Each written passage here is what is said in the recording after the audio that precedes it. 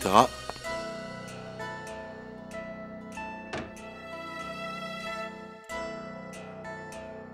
Bon, nous avons passé l'âge où je pouvais te demander de fermer tes yeux et te demander de deviner. Donc, je vais faire plus court. Regarde. Ceci est pour toi.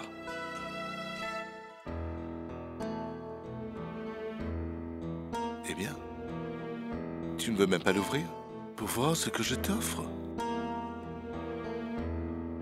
Peux-tu me donner le cadeau que je veux? Comme je t'ai dit, je ne veux rien d'autre que ton enfant. Je ne veux rien d'autre que ça. Tara, pourquoi t'obstines-tu à rêver un bonheur qui n'est pas fait pour nous?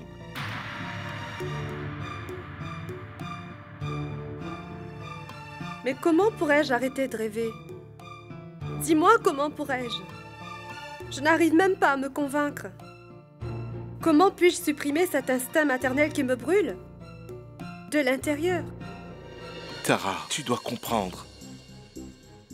C'est très amer, mais c'est la vérité. Tu ne pourras jamais devenir une mère. Et tu dois apprendre à vivre avec cette vérité horrible, Tara. Pourquoi devrais-je le faire? Pourquoi je ne pourrais pas devenir une maman, moi aussi? Pourquoi souffrir? En quoi je peux être blâmée? C'est notre destin même qui doit être blâmé. Et personne ne peut lutter contre le destin. Je ne peux hélas rien faire contre ça. Eh bien, vers qui me tourner? Parce que d'une certaine manière, tu as tué l'enfant que je portais. Maintenant, c'est à toi de faire en sorte que je puisse redevenir une maman. Tu m'as compris?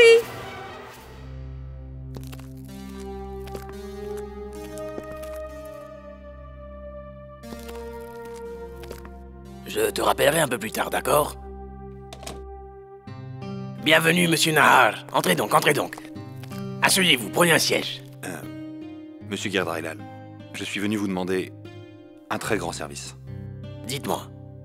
Je voudrais que vous rendiez l'argent que monsieur Chaudhry vous a donné en échange des titres de propriété de la maison de Narpat et de sa femme Ambika. Quel argent? De quoi est-ce que vous parlez? Moi, je n'ai jamais donné d'argent à monsieur Chaudhry. Qu'est-ce que vous dites? N'essayez pas de jouer au pauvre petit innocent avec nous, en pensant que nous ne savons pas le fond de l'histoire. Quand vous avez hypothéqué la maison de monsieur Narpat, vous vous êtes contenté d'attendre la période stipulée dans le contrat pour qu'on vous rende de l'argent. Mais qu'est-ce que vous me dites? Je n'ai jamais hypothéqué la maison de monsieur Narpat. Je ne sais pas qui c'est. Monsieur Girdarilal, pourquoi nous mentez-vous? Monsieur Chaudhry a hypothéqué notre maison avec vous. Il vous a emprunté de l'argent pour l'entreprise de mon frère. Et puis après vous avoir remboursé ce qu'il vous devait, il est venu dans notre maison pour la mettre sur le nom de sa fille. Je ne comprends rien à ce que vous êtes en train de me dire. Taisez-vous, assez! Arrêtez de vous moquer de nous. Vous pouvez arrêter de mentir au nez à la barbe de mon beau-fils? Assez! Vous m'accusez à tort. Je vous assure que jamais je n'ai fait ce dont vous êtes en train de m'accuser maintenant. Si quelque chose s'est passé, alors ça a été fait par Chaudhry. Je le connais très bien. Ce n'est qu'un tricheur. Je peux vous jurer, sur la tête de mes enfants, je n'ai rien fait. Vous vous êtes juste fait avoir. Vous nous dites la vérité? Vous en êtes sûr? Ah, je suis un homme d'affaires. L'intérêt est plus cher que n'importe quoi d'autre. Je n'aurais jamais juré sur mes enfants si je ne disais pas la vérité. Monsieur Girdarilal, pourriez-vous dire la même chose devant monsieur Chaudhry, s'il vous plaît? Je peux faire n'importe quoi pour faire plaisir à Nahar. Je n'ai pas peur de Chaudhry.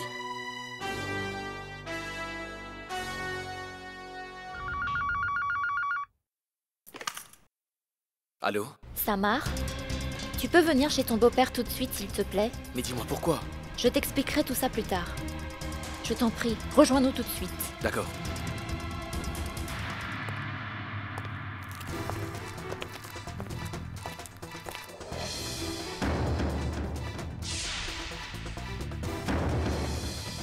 Vous tous, ici, chez moi.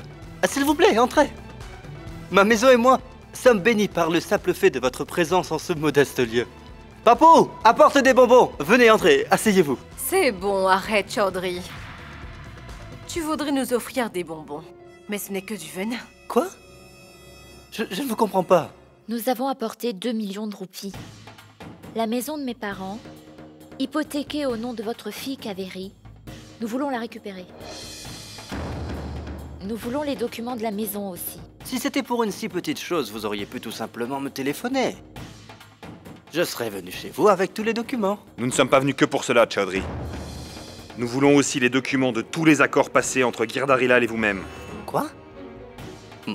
Eh bien, c'est que nos accords n'ont jamais été couchés sur papier. Nous n'avons pas de preuves écrites. Mais vous aviez bien donné 2 millions de roupies. À Monsieur Girdarilal, je me trompe? Si je ne lui avais pas donné cet argent, comment aurait-il pu me rendre les documents de la maison? C'est bon, même le plus vil des démons se devrait d'épargner quelques âmes en temps de guerre. Toi, tu n'as pas pensé une minute à ta fille et sa belle famille. Mais qu'est-ce que vous racontez, belle-sœur Mano? Je voulais juste apporter mon aide à Monsieur Narpat. Je vous assure que je ne pensais pas du tout à mal. Je pourrais même le jurer. Quelqu'un d'autre a aussi juré de nous dire toute la vérité sur cette affaire. Monsieur Girdarilal?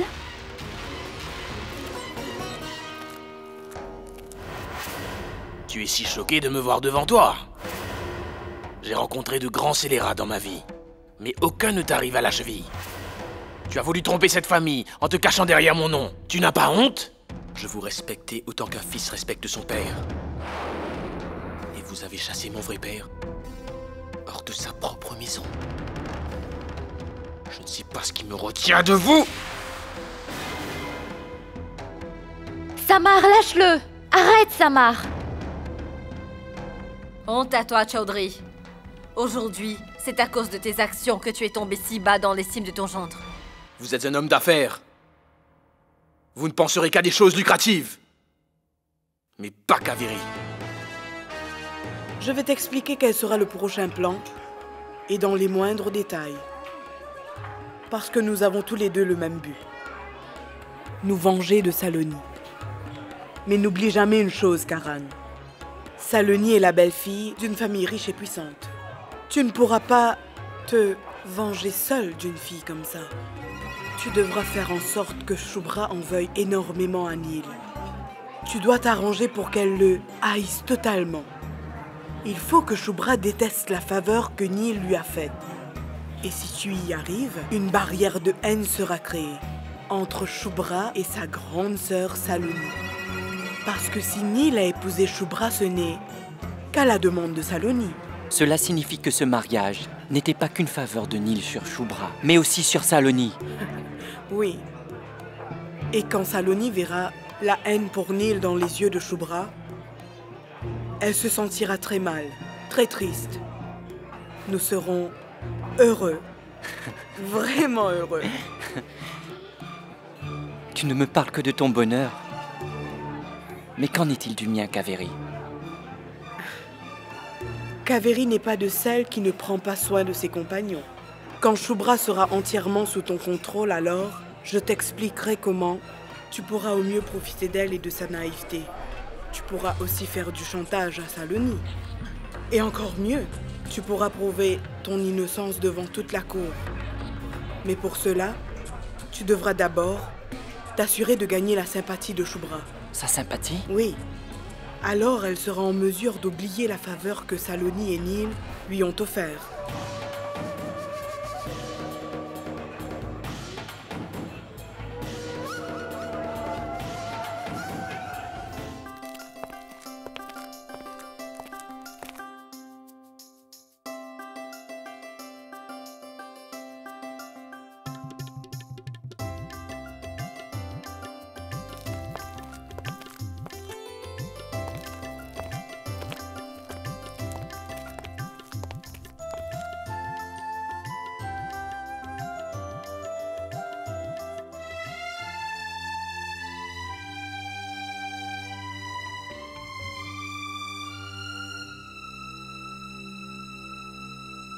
Que s'est-il passé?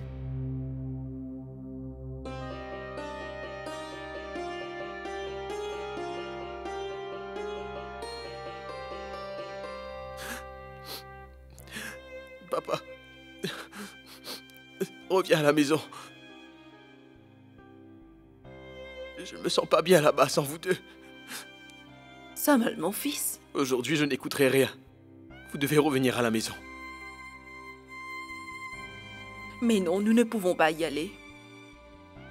Cette maison, elle ne nous appartient plus. Cette maison a pourtant toujours été la vôtre, et aujourd'hui, elle l'est encore. Kaveri et Monsieur Chaudhry nous ont trompés. Ils ont volé notre maison. Eh oui, Ambika. Tu as une belle famille exceptionnelle. Kaveri et son père ne sont rien d'autre que des tricheurs. Ils n'ont jamais passé aucun accord en fait.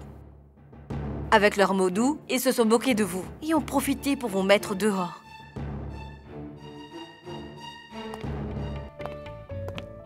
Ambika. Narpat. Voici tous les papiers de votre maison.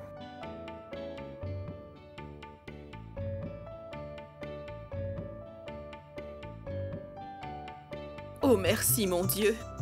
Je vous remercie infiniment. Merci, merci, mon Dieu. C'est lui qui nous a rendus notre maison et notre vie. Quand tu auras fini avec toutes tes prières pour remercier Dieu pour son aide, tu pourras peut-être remercier ta fille et son brave époux. Tu as récupéré ta maison grâce à leurs efforts.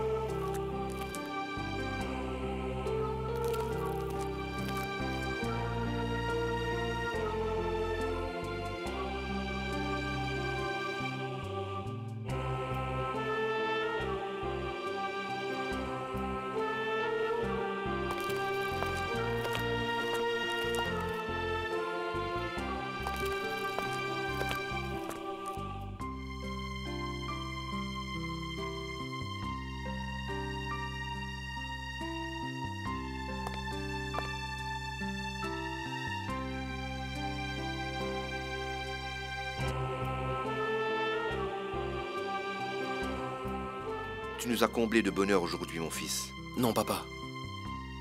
J'ai simplement expié mes péchés, rien de plus. Je ne vous ai jamais rien donné d'autre que du chagrin dans la vie. Bien sûr que non. Aujourd'hui, tous tes péchés t'ont été pardonnés.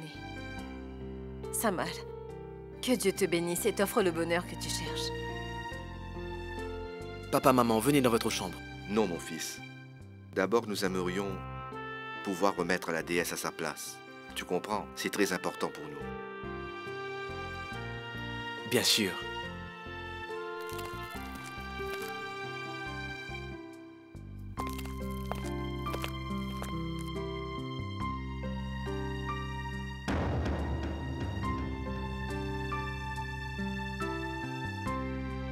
Samuel, mon fils, il n'y avait pas la statue de la déesse pour ton anniversaire? Kaveri avait fait tout ça pour que vous puissiez le voir en rentrant. Papa,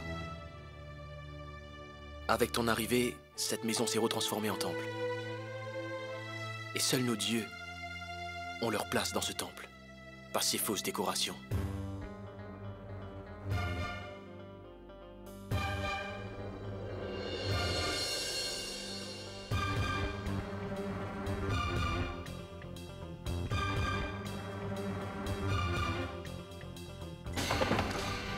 Tu as tué l'enfant que je portais. Maintenant, c'est à toi de faire en sorte que je puisse redevenir une maman. Bridgesh, à quoi penses-tu? Tu veux m'en parler? Chaque fois que Tara pleure, parce qu'elle désire avoir un enfant à elle, ça me fait réaliser, Babou, que je suis responsable de ses chagrins. Je suis la raison pour laquelle Tara est stérile aujourd'hui. Non, tu peux pas te maudire comme ça. Il s'agit de la destinée. Ce qui devait arriver est déjà arrivé. Hélas, on ne peut plus revenir en arrière. Oublie tout ça. Comment le pourrais-je, Babou? Chaque nouvelle larme qu'elle verse me fait sentir plus coupable que jamais. Elle perd sa stabilité mentale. Elle me demande toujours de lui faire un enfant. Comment puis-je la convaincre que... Bridgesh, tu te dois d'essayer de comprendre ce par quoi Tara passe. Tu sais, à chaque fois qu'elle entend le rire d'un enfant résonner, son instinct maternel reprend le contrôle. Tu me comprends? Tu dois traiter Tara sagement et avec beaucoup de tendresse et d'amour. Le temps pansera ses blessures. Tu n'es pas seule, Bridgesh. Ta sœur habite ici aussi. Elle aussi peut s'occuper de Tara avec toi. Viens. Viens. Tu dois rentrer te changer, tu es trempée.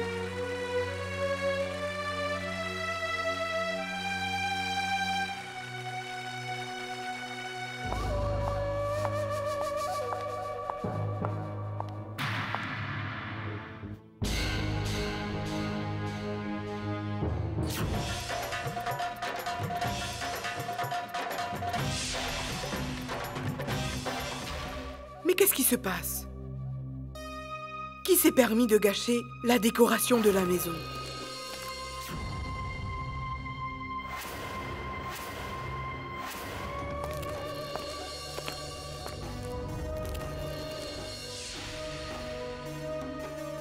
Vous êtes tous là? Avant de venir dans ma maison, personne n'a pris soin de m'informer de votre venue? Ta maison? Oui, c'est ma maison. Et si quelqu'un vient ici, sans avoir ma permission, c'est considéré comme une mauvaise conduite. La mauvaise conduite reste bien moins grave que la fraude, Kaveri. Au moins ces gens-là ne m'ont pas poignardé dès que j'avais le dos tourné. Et eux au moins, ils n'ont jamais brisé ma confiance. Tu t'amuses de ce que ton père et toi m'avaient fait. Au début, la firme. Puis le coût des denrées augmente. Pour finir par hypothéquer notre maison avec Girdar Hilal.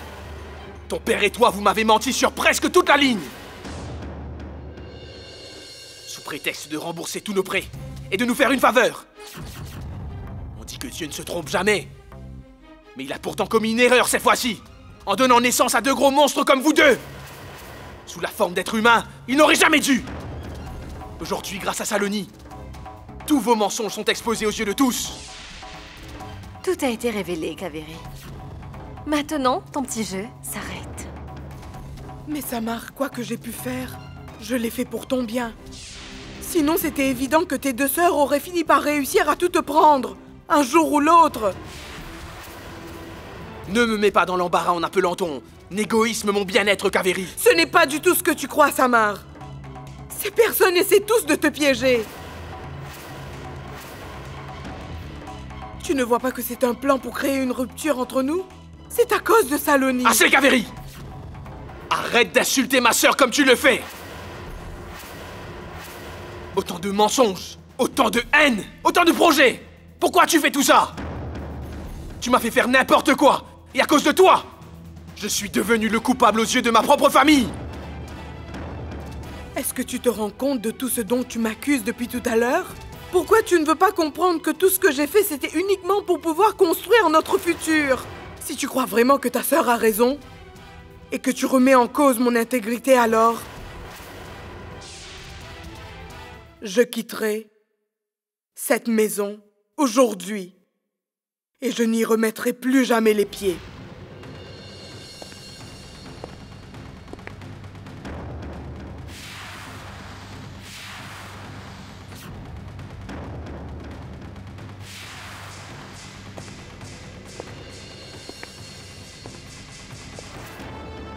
Merci, Kaveri.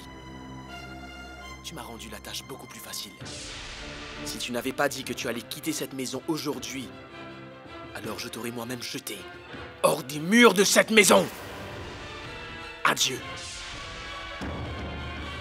Pour toujours. Es-tu sûr de ce que tu lui dis, Samar? Samar ne prend pas de décision sous le coup de la colère. Oublie tout ce qui s'est passé et recommence une nouvelle vie. C'est bien ce que je compte faire, Nahar. Je veux me débarrasser de la partie sombre de ma vie, pour tourner la page, et pouvoir enfin passer à autre chose. Écoute, Samal, tu ne devrais pas parler comme ça. Kaveri, tu dois... Non, maman! Personne ne pourra l'arrêter aujourd'hui. J'ai enfin eu la possibilité de me repentir.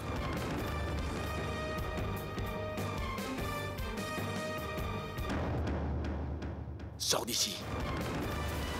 Va-t'en d'ici!